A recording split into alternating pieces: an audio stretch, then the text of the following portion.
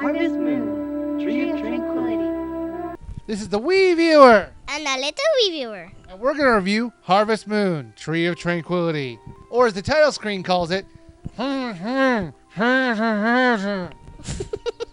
voiceover on that title screen is a little bit embarrassing. Here, let me play it for you again. Harvest Moon, Tree of Tranquility. As some of my regular viewers know, I was a huge fan of the Super Nintendo game of the same name. It really did surprise me with its addictive and engaging gameplay. So this time I went into playing this knowing that I would have to pace myself. I didn't want to do another all-nighter, but that's exactly what I did the first time I played this game. In fact, I played this game so much, I had over 12 hours of game footage to edit this time around. The story is that you arrive on this island which you think is going to be a lively, great place to live, thanks to a very misleading brochure. Once you get there, you learn that most of the people have moved away, and not a lot of tourists come to this place. You find out the goddess who watched over the island has gone missing, and you have to rescue her and save the island. What did you think of the original Harvest Moon game? I like it. You like it, so you still play it? Yeah. That's cool. You played one of the GameCube versions of Harvest Moon, didn't you? Yeah. Which one? The one with the musical notes one? Harvest Moon musical melody. What did you think of that one? The tutorial. It took over an hour. I know. Wasn't it just irritating? Yeah. It didn't even give you the option to skip it. It was annoying. I know how to play Harvest Moon. The controls are very simple.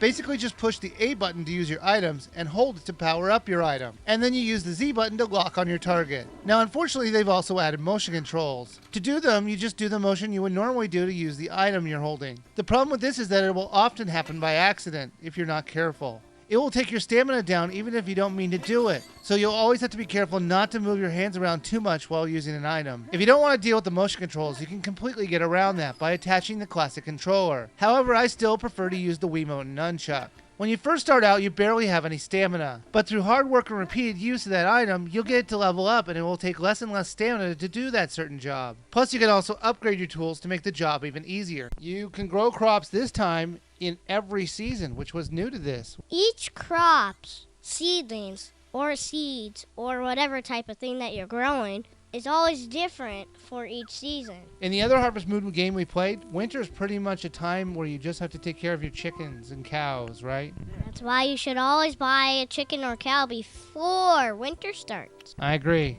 If you want to make any money. But in this one, you can actually make money in winter growing crops. I like that idea. So do I. It doesn't make winter just something you're trying to pass through as quickly as you can. As much as growing crops is a big part of this game, so is raising animals. There's quite a few animals to buy this time around, from the normal chickens and cows to the more strange ducks and silkworms. The thing I like about this game is that you can actually increase your money by refining some of the stuff that comes out of these animals, like the milk and eggs. You can turn milk into butter and eggs into mayonnaise to make more money. There's also other things to do in this game, like mining, fishing, or doing a part-time job. Mining will help you upgrade your tools, and fishing is a simple way to make money. And so is a part-time job, which is almost a requirement when you first start out this game. You're going to want to build your wealth and stamina in this game, not just because you want to save the goddess, but you can also get married and have kids if you're good enough. There are a few ladies to choose from, and guys if you're a girl. And it's not just as simple as asking them. You have to woo them over for a long period of time.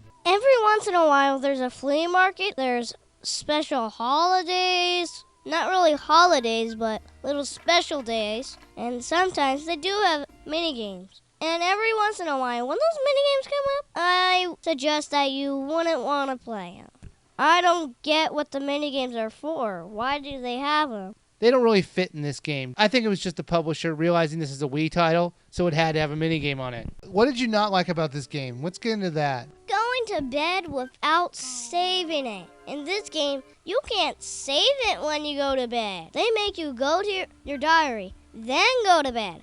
How about they just make you go to your diary and give you another option to go to bed? Yeah, that would have been nice. I didn't like how everything was separated in this island. Some of the more essential shops are not exactly the easiest to get to, and that was a bit irritating because you had to deal with all the loading screens just to get something you need and then to get back. Like for example, from my house, to get a new cow or chicken, I would have to go up 6 loading screens back and forth. It was just annoying. 4 loading screens. Depending on which way you go, because there's some areas that are blocked off until you figure out how to open them. I figured it out before you, ha ha ha, in your face. Every time you went into your house, every time you went into your coop, every time you left the area, every time you had to go into a separate area that wasn't on the screen, they loaded. It was just annoying to have to sit through all the time. Also, when you went over here and you mistaken went back, it's just again, it loads exactly the same time. Why does it take that long? I agree. If you just left the area, why is it not quicker to get to load that other area that you just left? If you could tolerate the loading screens, it was definitely a good game. Wouldn't you agree? Yeah. All right, little Wiiviewer, we rented this game. Would you buy, rent, or skip? Buy. You really enjoyed the game that much? Yeah. I do agree with you. I think this game is definitely worth a buy. And I'm going to take my own advice, because look what I just bought.